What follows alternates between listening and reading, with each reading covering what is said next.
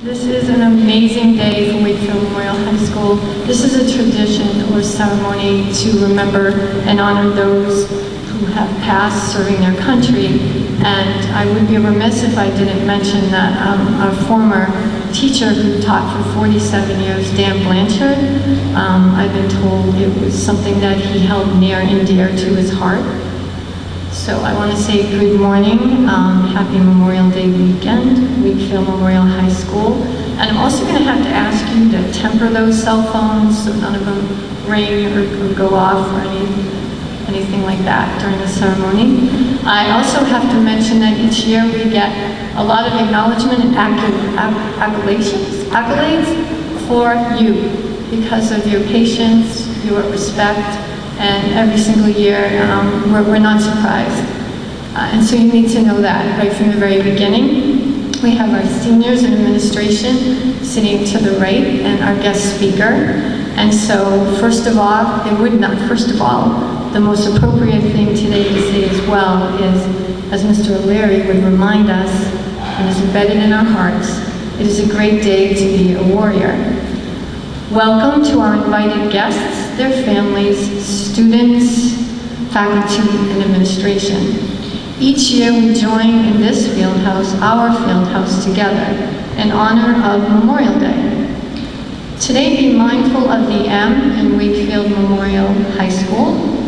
It is dedicated to those men and women who have dedicated their lives to uphold the freedoms and liberties we enjoy each day. Today, hopefully, will help us better understand and appreciate what we learn in our history classes. Winston Churchill shared words to be mindful of.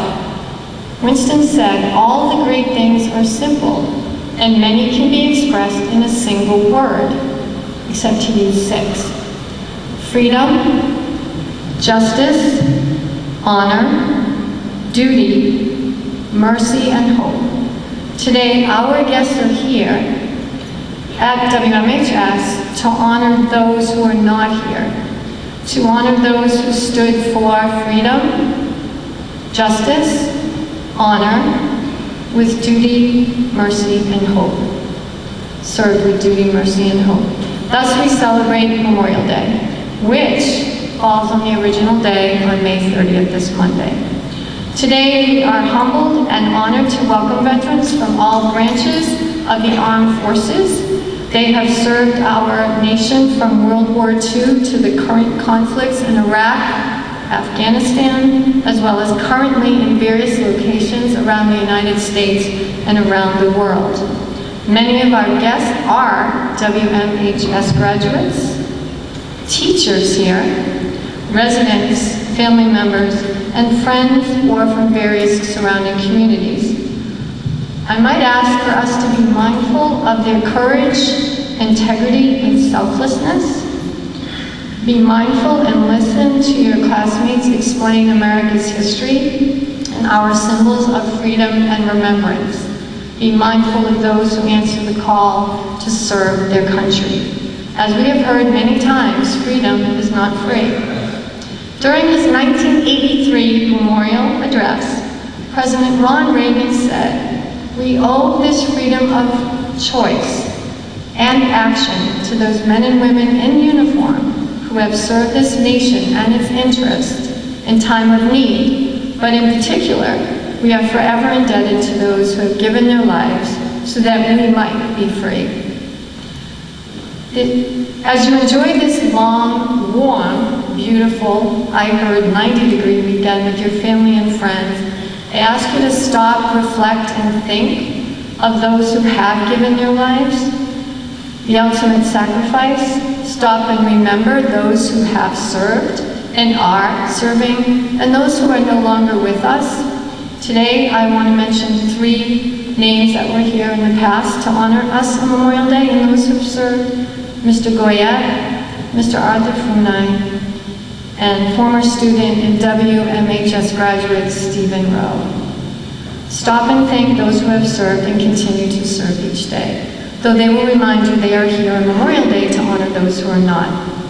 And one more thing, as singer-songwriter Lee Greenwood sang, I'm proud to be an American, or at least I know I'm free, and I won't forget the men, and I added the word women, who died and gave that right to me. Happy Memorial Day, Wakefield Warriors. Congratulations, class of 2016 Warriors. We're very proud. And thank you, honored veterans, Warriors. I would like to introduce our MC for this ceremony, 2016, Tim Hurley.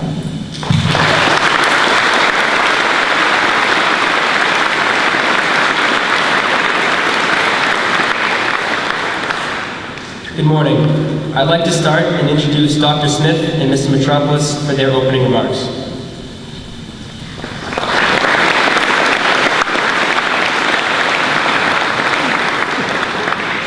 Good morning, everybody. On behalf of Dr. Smith, I'm going to have some opening remarks for us all to start this ceremony. Veterans, honored guests, Dr. Smith, Mr. Lyons, Mr. Liakos, members of the administration, faculty, staff, and of course the students of Wakefield Memorial High School. It's a privilege to welcome you all here on behalf of the administration to our annual Memorial Day Assembly. For freshmen in the audience, this is the first time you'll be experiencing this special occasion. Our upperclassmen have had the opportunity to be part of this assembly in various capacities over the years, and I would like you all to take note of the value of the sophomores, juniors, and our seniors who came here specifically today for this event. Thank you all for coming. See the value that they place here in sharing this experience with our honored veterans who have joined us today.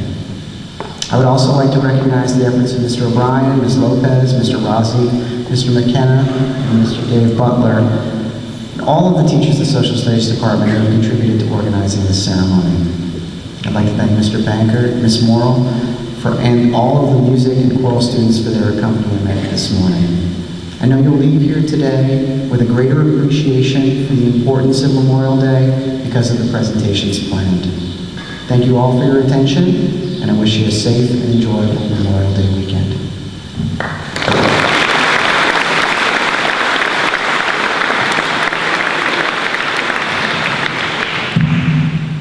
Now I would like to introduce Matt Murdocca and James Sharapa for their Meaning of the Flag presentation.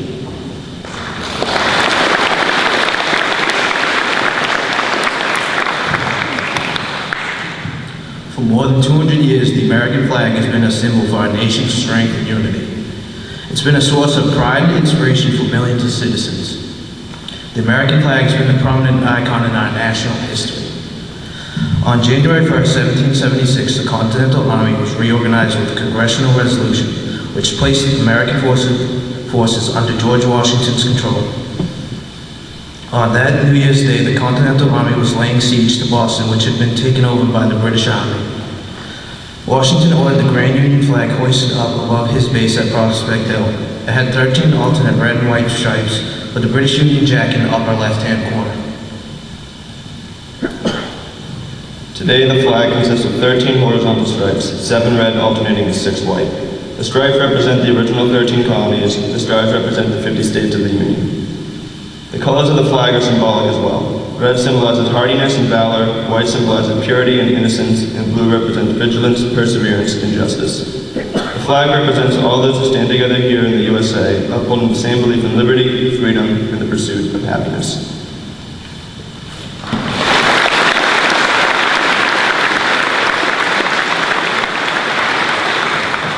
I ask that you all now please rise for the presentation of the colors by Brian Lehman and Anthony Spagnolo, followed by the Pledge of Allegiance by Miss Marshall's history class.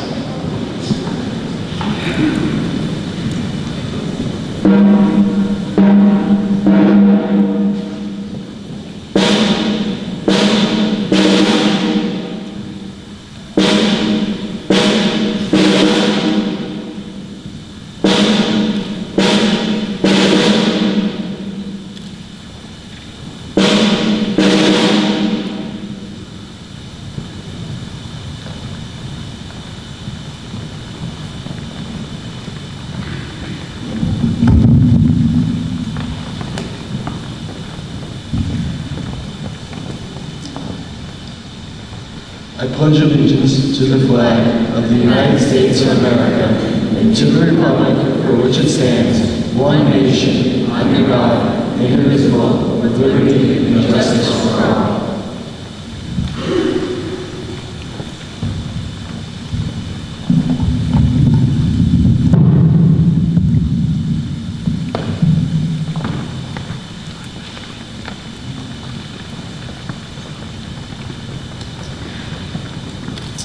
Now I'd like to introduce the chamber singers who will lead us in The Land of the Free under the direction of Miss Morell.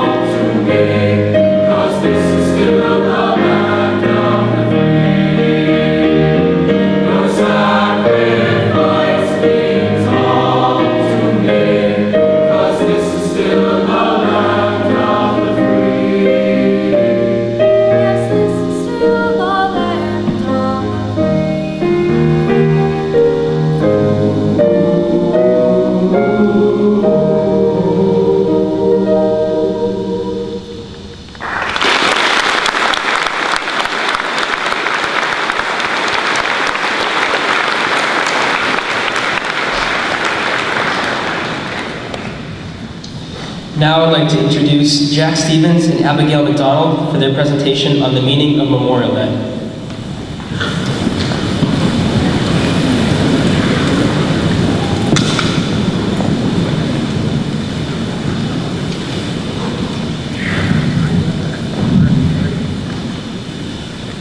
Memorial Day is a holiday in the United States for remembering the people who died while serving in this country's armed forces.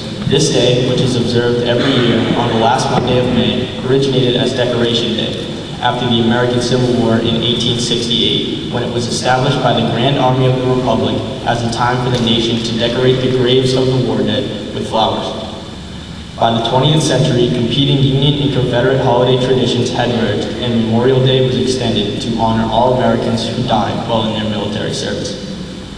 Now, this is the dictionary definition of Memorial Day. But the true meaning of this day far exceeds any written words.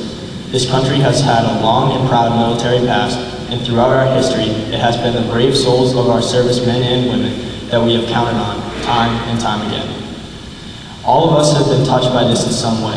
Both of my great-grandfathers served on warships during World War II in the Pacific Ocean, and my grandmother's brother was killed fighting in Vietnam. Freedom often comes at the ultimate cost, and it takes courageous men and women that volunteer to defend and fight, and who are willing to give the ultimate sacrifice so we, as Americans, do not have to shoulder the burden.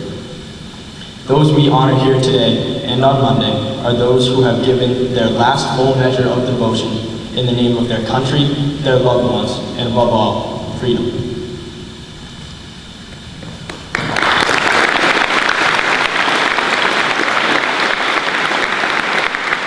Memorial Day's meaning, as the years have gone by since its inception, has somewhat changed for many people of the United States.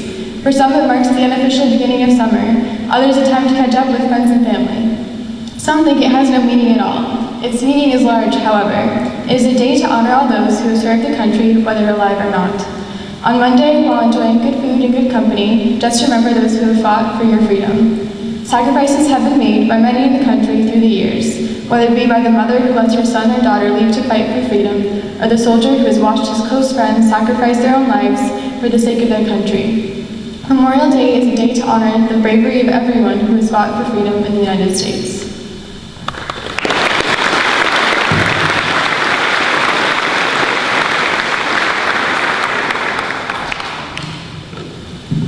This year, in order to give us a unique student's perspective on America and Memorial Day, I would like to introduce Helen Tekla Hymanov. Helen came to this country from Eritrea, a country in East Africa. It is a small country in size and area, about the size of Pennsylvania. In terms of population, about 6 million, which is about the size of Massachusetts. In terms of government, it's a totalitarian state and has been under the same dictator since 1993. When Helen came to this country 3 years ago, she spoke no English. She didn't even know how to say hello. But through hard work and dedication, she has flourished here at Wakefield Memorial High School. And next week, she will graduate with the class of 2016. Please welcome Helen Tekla Hymanov.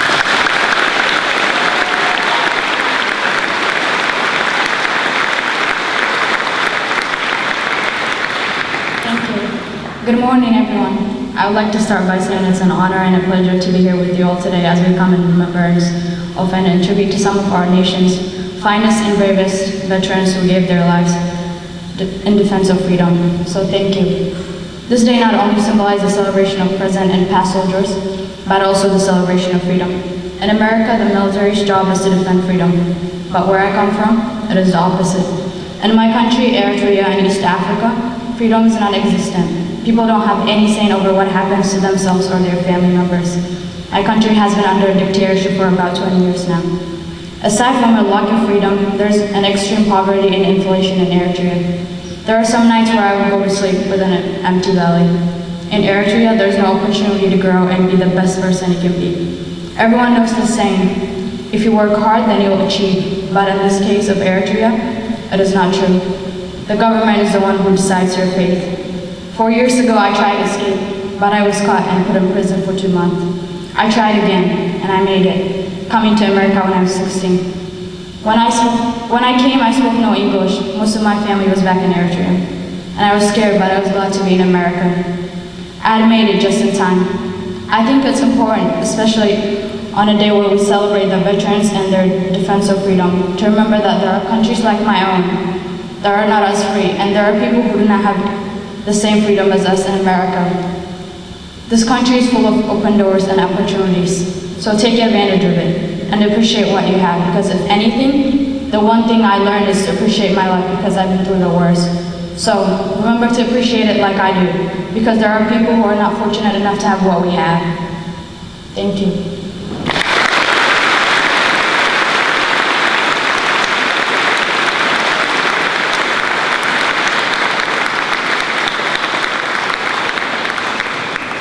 I would like to now welcome to the podium Marissa Hoffman and Mary Gerasi for the importance of the Gettysburg Address, followed by the delivery of the address by Joseph Cannell, Andrew Dallaire, Zach Cavell, and James Connors.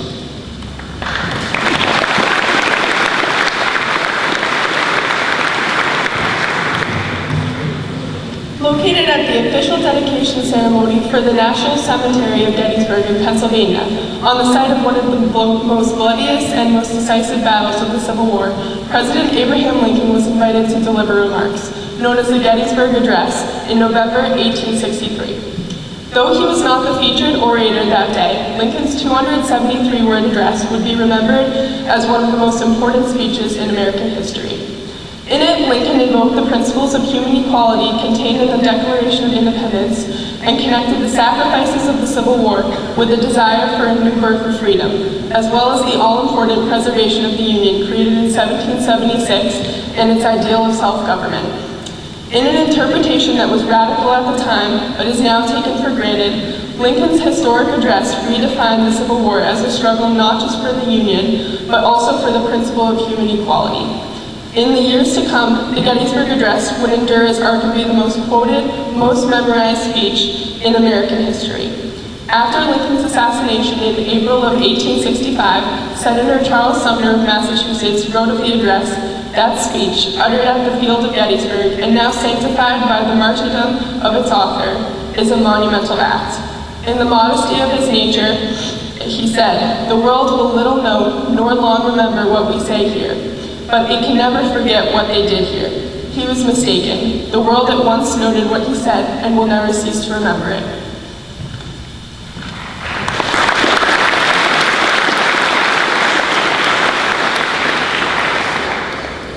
Twelve scores or 240 years ago, Abraham Lincoln addressed a cemetery full of thankful Americans.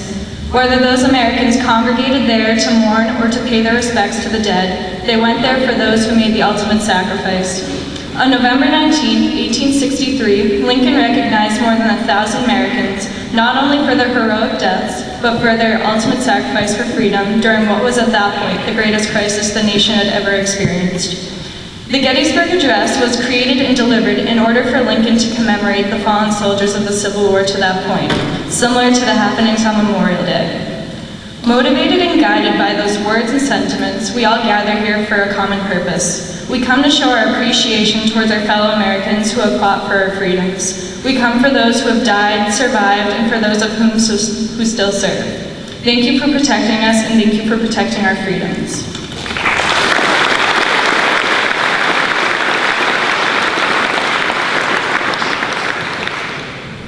Fourscore and 7 years ago, our fathers brought forth to this continent a new nation, conceived in liberty and dedicated to the proposition that all men are created equal. Now, we are engaged in the great Civil War, testing whether that nation or any nation so conceived or so dedicated can long endure. We are met on a great battlefield of that war.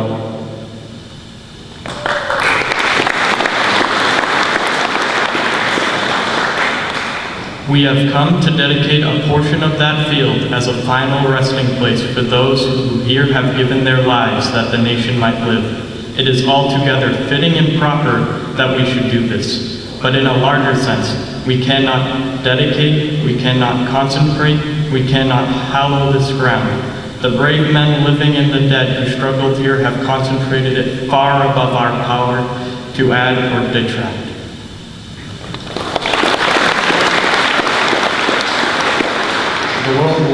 The world will little know nor long remember what we say here, but can never forget what they did here.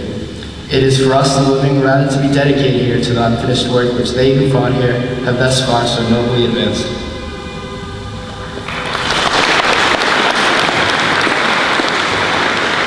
It is rather us to be here dedicated to the great task remaining before us, that from these honored dead we take increased devotion to that cause for which they gave the last full measure of devotion, that we here highly resolve that these dead shall not have died in vain, that this nation under God shall have a new birth of freedom, and that government of the people, by the people, for the people shall not perish from this earth.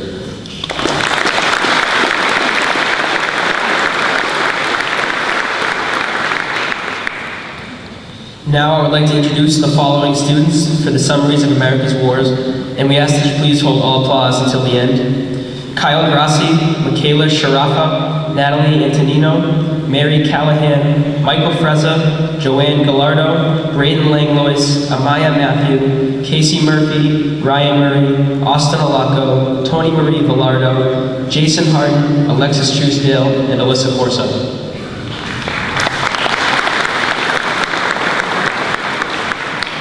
The American Revolution claimed 10,623 American casualties during the years from 1775 until 1783.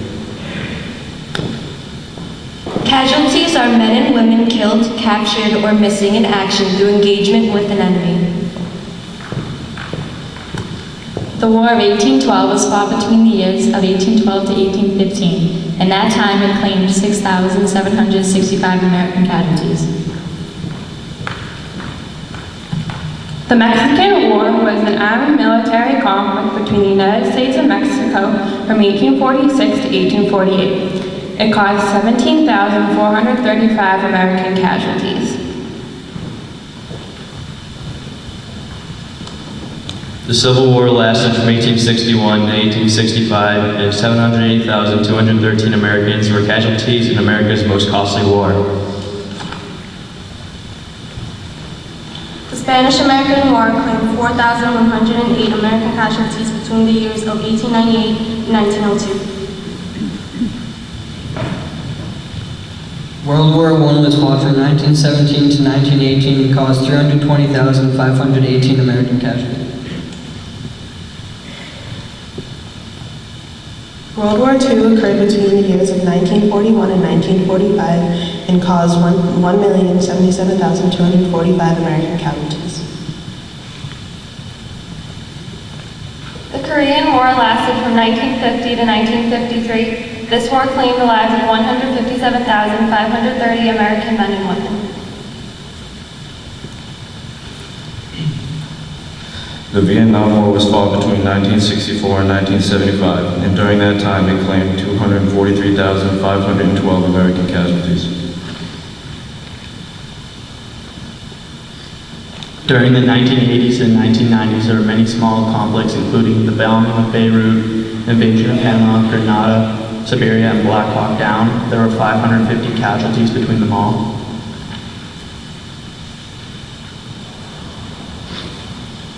The first Gulf War took place between the years of 1990 and 1991. 2,439 Americans were casualties of this war.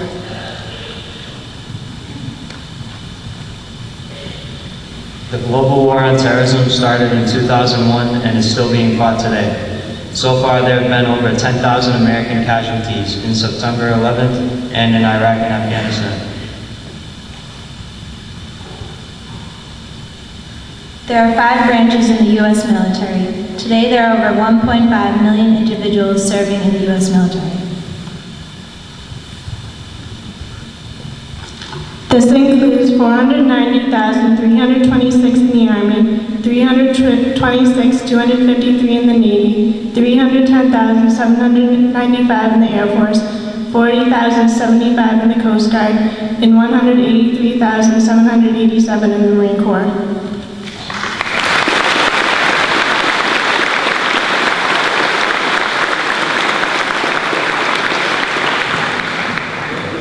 Now I would like to introduce those students who will acknowledge our veterans who join us today.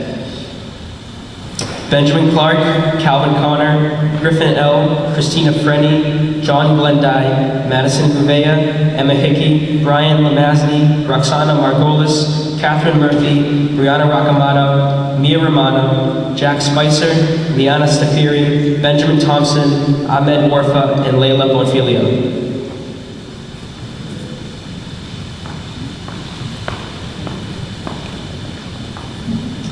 We'd ask that the veterans would please stand up after we say their names. First, I'd like to introduce Tony Rochiliano, who served in the Air Force in Vietnam from 1965 to 1969.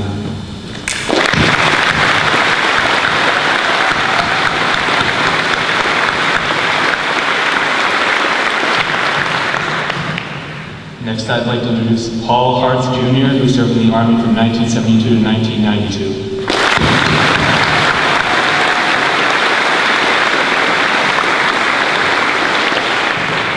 I'd like to introduce John John Bowling, who served in the Army in Vietnam from 1961 to 1967.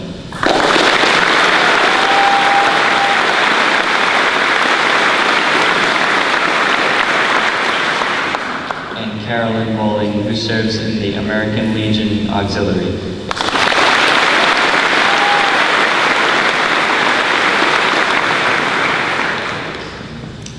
I'd like to introduce Sal Santoro, who serves in the Army from 1944 to 1946 in World War II, and he is also 102 years old.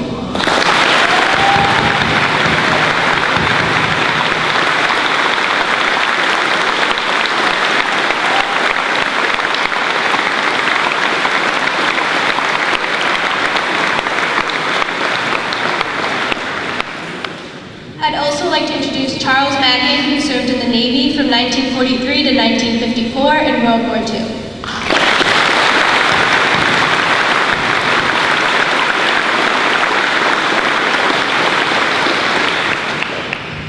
I'd like to introduce Morris Morris, who served in the Army during World War II from 1946 to 1948.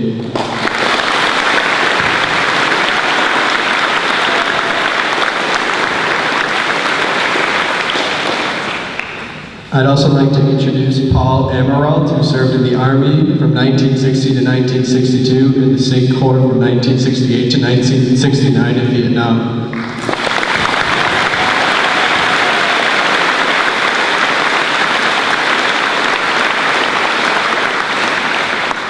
I'd also like to introduce Thomas Berube, who was in the Air Force in Vietnam from 1966 to 1970.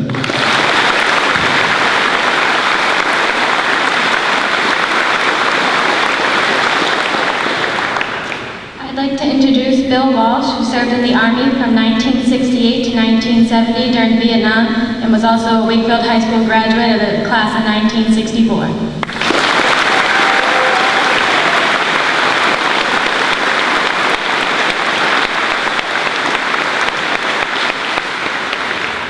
I'd also like to introduce Robert Julio, who served in the Army from 1989 to 2014 in Afghanistan.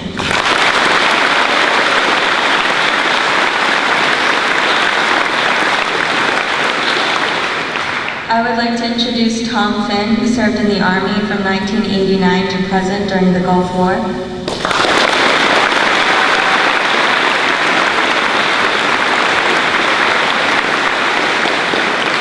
I would also like to introduce Henry Pomerino, who served in the Army from 1951 to 1953 in the Korean War.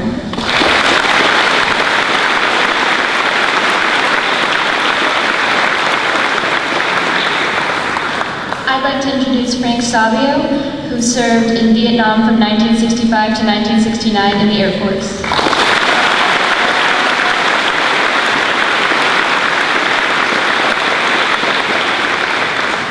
I'd also like to introduce Ernest Brown, who served in the Army from 1957 to 1963.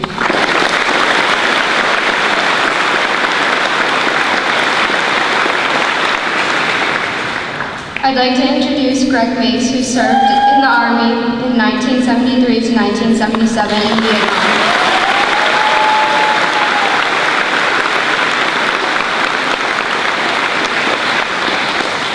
I'd also like to introduce Kevin Sheeler, who served from 1989 to 1995 in the Army.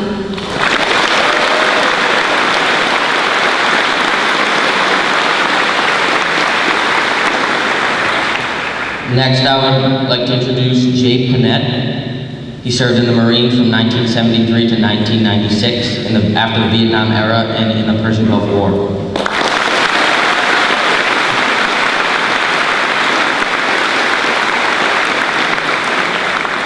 Also, I'd like to introduce Denny Brown. He served in the Air Force from 1980 to 2004 in the war in Iraq.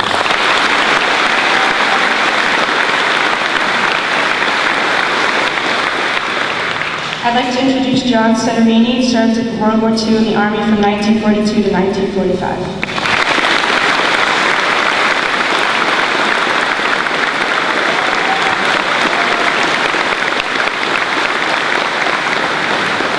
I'd also like to introduce Andrew Antini, who's a 2007 Wakefield High School graduate and served from 2007 to present.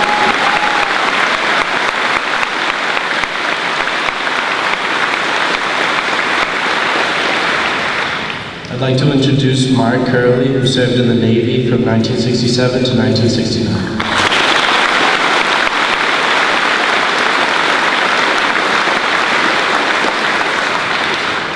I'd also like to introduce Earl Richard, who served in the Navy from 1940 to 1946.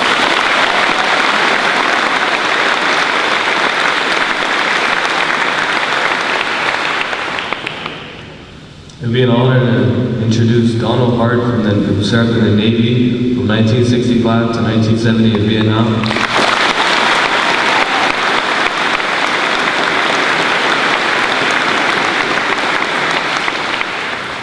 I would also like to introduce Edward Hertz from the Air Force, who served in 1940 to 1942 in World War II.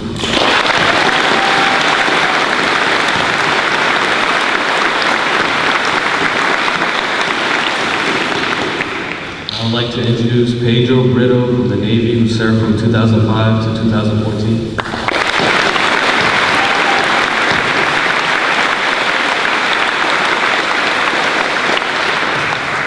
I would like to introduce Richard Pinardi. He served in the Air Force from 1943 to 1951 in both World War II and the Korean War.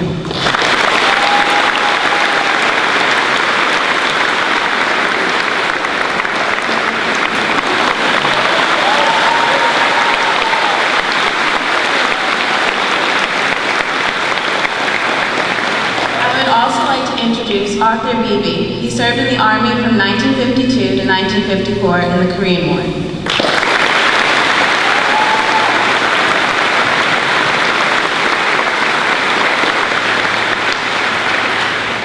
Now I'd like to introduce three of our faculty members here at Wakefield High School who served.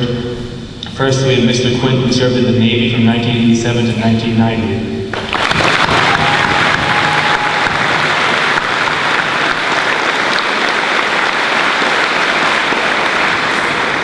Next, we have Mr. Mann, who served in the Air Force from 1970 to 1974.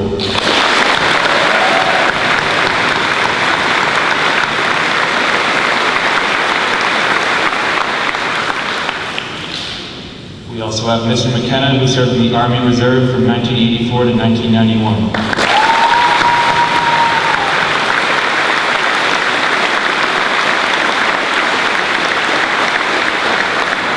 If we could all rise and give our veterans a big round of applause.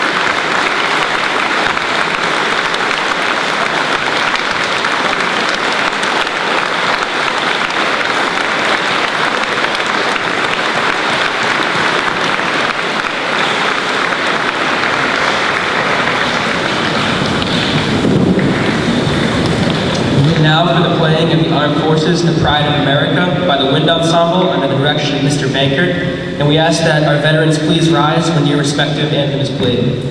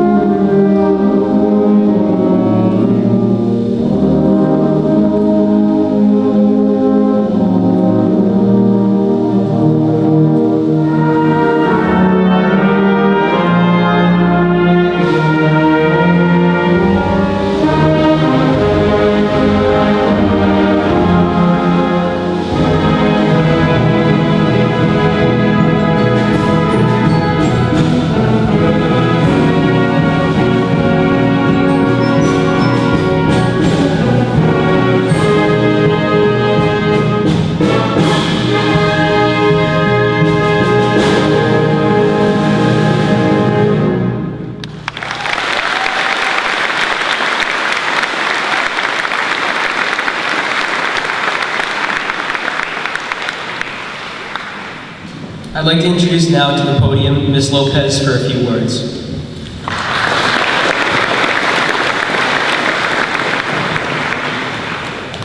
Good morning. I'm here to introduce one of our students who is going to introduce one of WMHS's former students.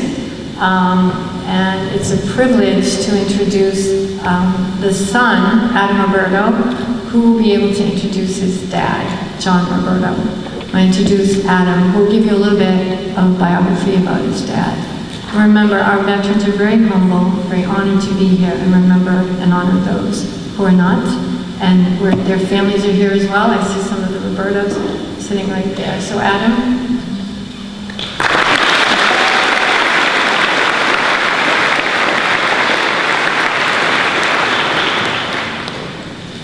Good morning, ladies and gentlemen, distinguished guests and fellow classmates. Today's speaker is a veteran of the United States Army Reserve. He served from 1990 to 1996 as a Chief Warrant Officer and UH-1U pilot. He was stationed at Fort Devens with B Company 4th of the 158th Combat Aviation Brigade. He was part of a team of pilots and aircrew that provided tactical air support for air assault missions. He has trained with members of the 10th Special Forces Group, supported West Point cadets during their air assault training, and worked alongside other nations' armies flying in Canada and Guatemala. It is my honor and privilege to introduce my hero and my father, John Roberto.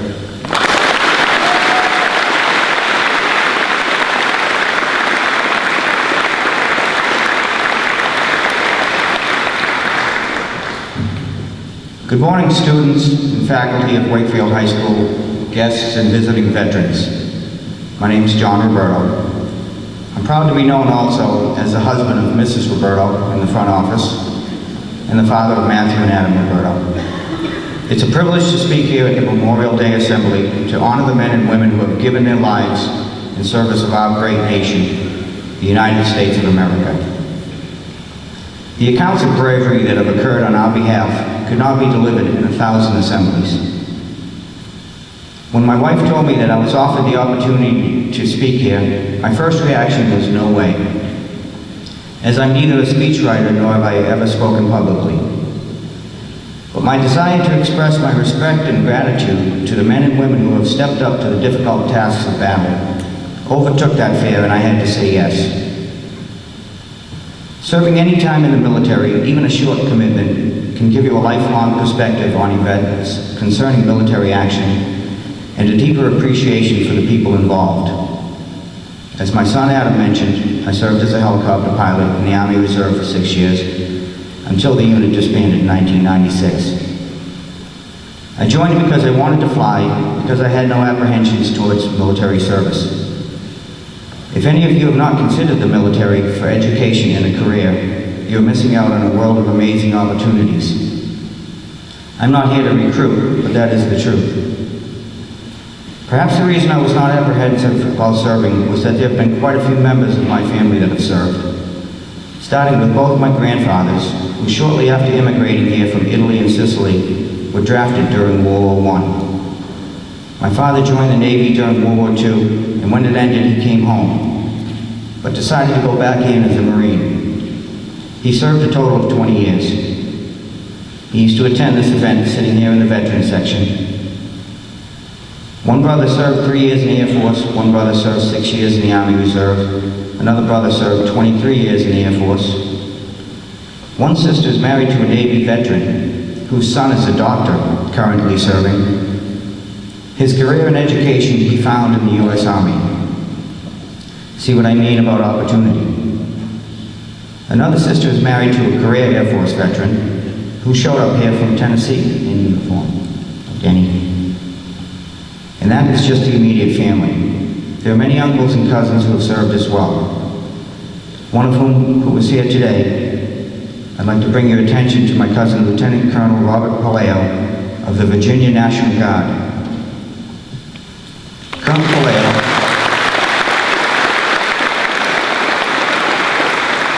Colonel Palaio grew up here in Wakefield and is a 1988 graduate of the Volk.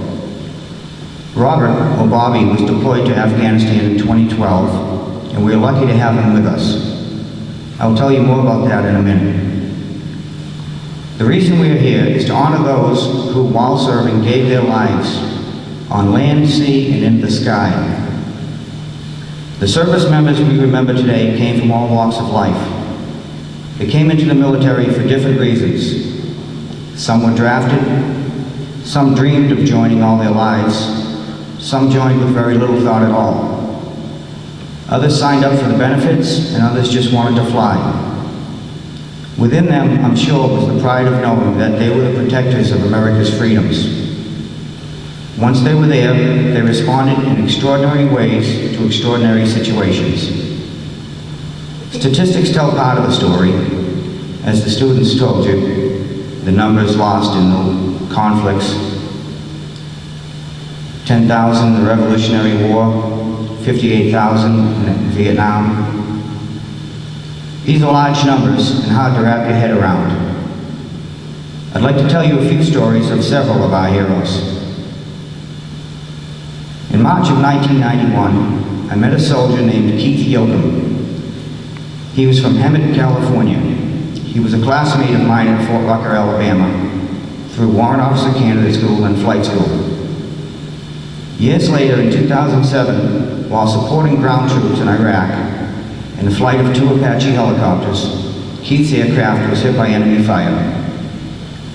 He was losing hydraulic pressure and knew that meant to land as soon as possible. And he had the chance to. But that's not what Keith did. He knew these guys would disappear, only to attack our troops elsewhere. He instructed the other aircraft to find the enemy and take them out. He would cover them using his rockets, as his main gun was inoperable. To do this, he would have to climb and dive at the targets. After a few minutes, their radio fell silent. Keith and his co-pilot, Jason Dufresne, were gone. Keith left behind a wife, 2 daughters, 2 brothers, a sister, and his parents. He was awarded the Distinguished Service Cross for his bravery. When my cousin Bobby deployed to Afghanistan, he traveled with another soldier named Bob, Major Bob McCarty. On February 25th, an Afghan soldier who he worked with and thought of as a friend shot him dead at his desk, along with an Air Force officer, Lieutenant Colonel Darren Loftus. Darren left behind a wife and 2 daughters. Bob McCarty left behind a wife, 3 sons, and a daughter. Later that year, on July 22nd, Colonel Palaio was sent along with Afghan crime scene investigators to investigate the scene of a hotel terrorist attack in which 20 people were killed, as well as eventually all of the terrorists. The place had already been swept for explosives and was supposedly now safe. An Afghan officer who had been told not to touch the bodies did not heed the warning. He moved a body that was booby-trapped. Bobby describes it as like in the movies, when there's a huge noise, then deafening silence and confusion. He and another soldier ran up some stairs and assumed a defensive posture until they could figure out what had happened. He hadn't noticed that he had taken cover next to what was left of a suicide bomber. Fortunately, it was a concussion grenade and not a fragmentation grenade, which certainly could have killed anyone near it. As it was, the Afghan officer lost an arm, and Bobby lost some hearing.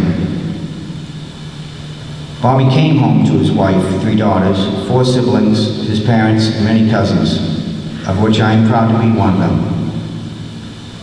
In conclusion, I'm glad to have been given this opportunity to pay my respect to our heroes, and I hope you all will take some time to think of them and their families. Thank you. God bless America.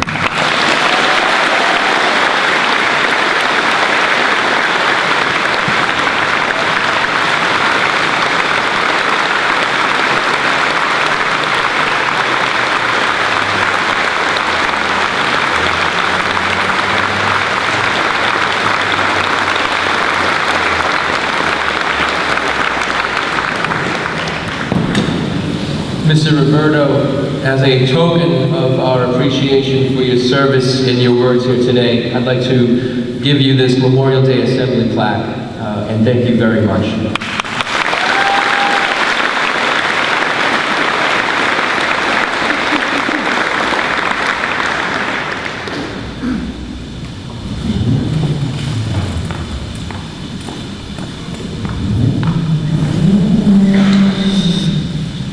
And now for the playing of taps performed by Avery Parisi and Christian Sheeler. But before that, the meaning of taps and the national anthem by Micah Rosso and Brianna Nardone.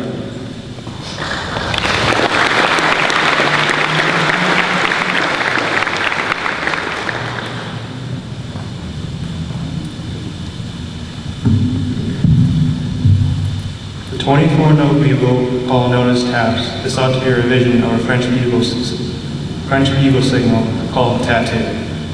The revision that gave us present-day taps was made during America's Civil War by Union General Daniel Adams Butterfield. This music was made the official Army bugle call after the war, but not given the name taps until 1874. By 1891, the Army Infantry regulations required taps to be played at military funeral ceremonies. Taps now is played by the military at burial and memorial services and is still used to signal lights out at the end of the day.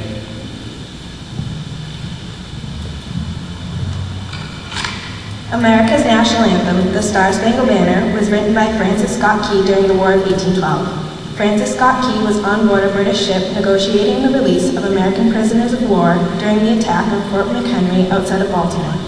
He rode the Star-Spangled Banner after witnessing the Maryland fort being bombarded by the British. In the 1819 World Series, the Star-Spangled Banner began to be played at sporting events to honor the country. Today, the Star-Spangled Banner is played at all types of U.S. sporting events to continue honoring the country.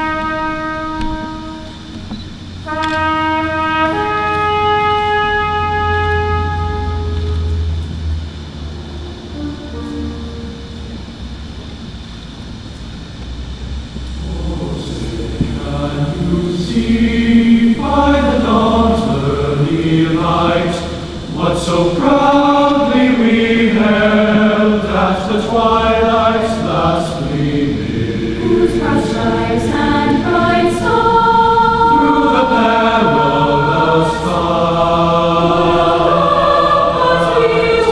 were so gallantly streaming, and the rocket's red glare, the bombs bursting in air, gave proof through the night that our flag was still there.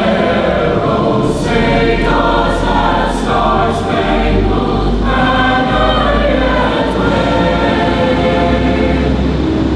o'er the land of the free and the home of the brave?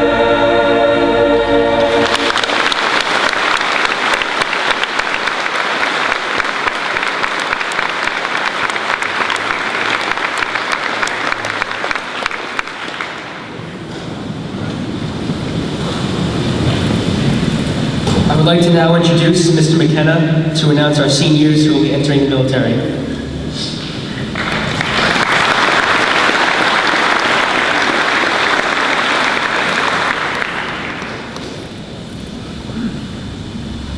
Thank you very much. It's a distinct privilege and honor to make the next presentation. Because we have a totally volunteer Army today, it is vitally important for the safety of our country that we have men and women volunteer to serve in the military to help protect our nation. Today we will recognize 7 seniors who will be following in the footsteps of our distinguished guests. They have enlisted in the active duty, reserve, and the ROTC to serve after graduating from college, and will be serving our country for 4 years. We'd like to thank them for volunteering to serve. If the 7 seniors could stand and be recognized as I call their names and come up to receive a certificate of thanks. Sarah Collins, United States Marine Corps.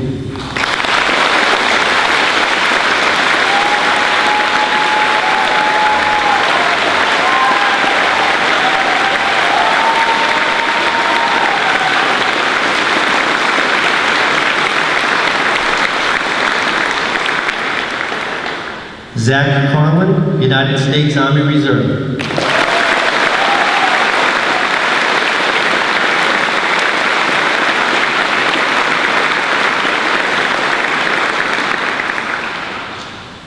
Jake Kasuchi, United States Marine Corps.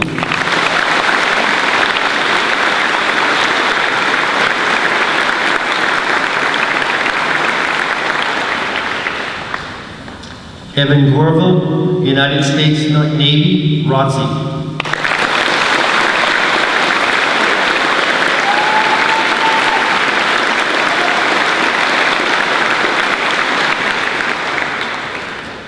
Nicola Patel, United States Army, ROTC.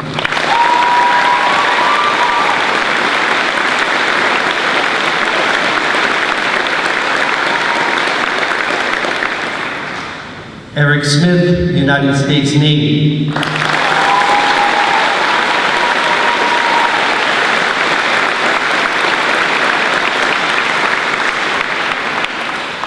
And we'd also like to recognize one other young man who's in the process of enlisting and soon to be in the United States Army, Ben Yandel.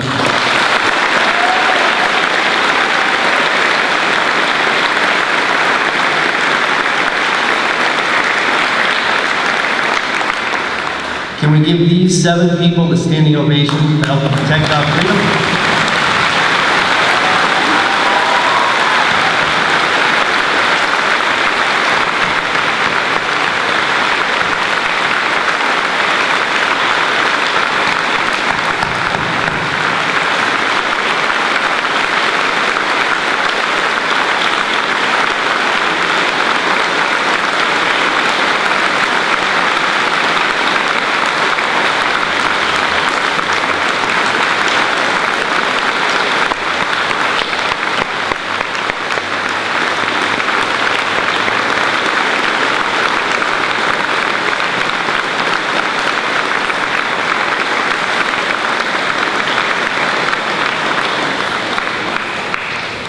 Thank you. And Eric Smith would just like to address everyone as he goes off into the Navy.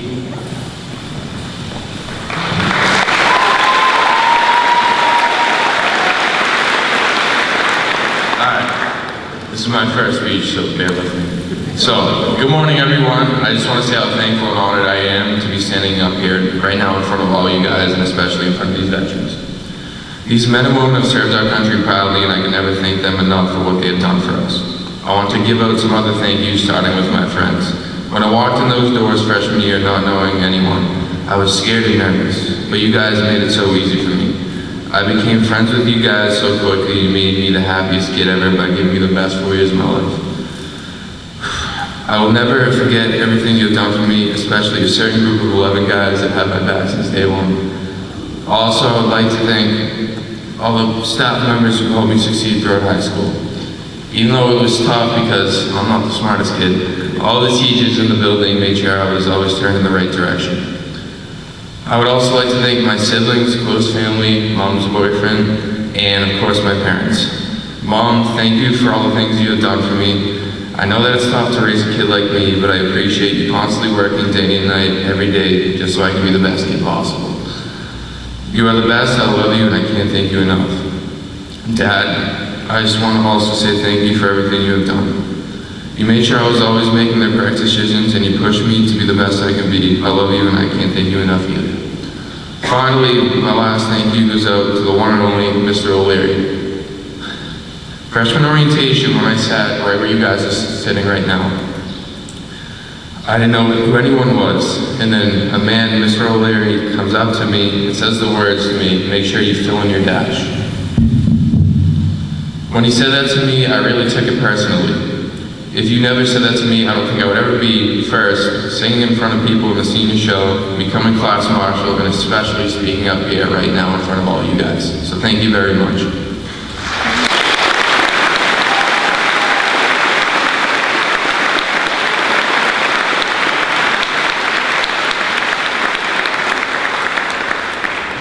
This journey of chasing my dream has been a long but incredible experience. The fact that I get to serve my country like one of my grandfathers did in World War I is unbelievable. If my grandfather was alive today, he'd be 125 years old.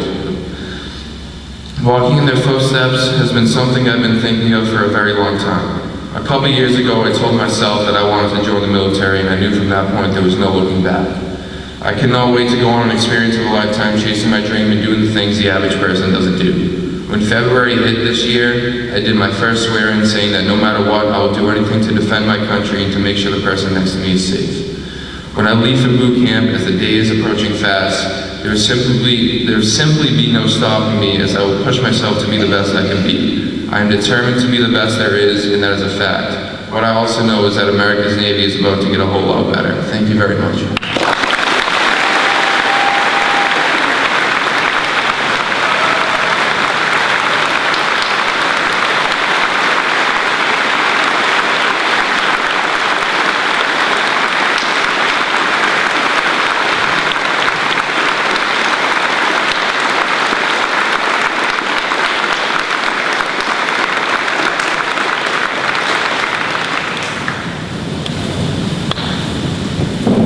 I would now like to introduce one of our honored veterans, John Bolin, to give a special invitation to the student body and the public as a whole.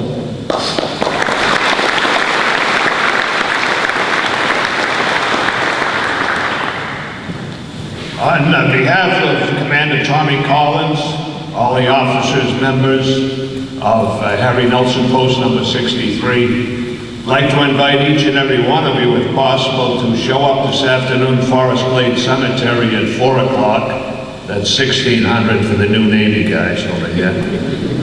And we will decorate approximately 22 to 2400 graves. So if you could bring a little screwdriver with you and a hammer and join into the festivities. I know it wasn't that long ago, 4 of us used to do that cemetery by ourselves. And it took us from 4 o'clock until well after sundown to complete that job. But now thanks to you people, we do it in about a half hour. So it's a great help. So if any of you can show up, please do so. 4 o'clock, Forest Glade. We'll be glad to see you. And how about these old guys over here? Let's hear it.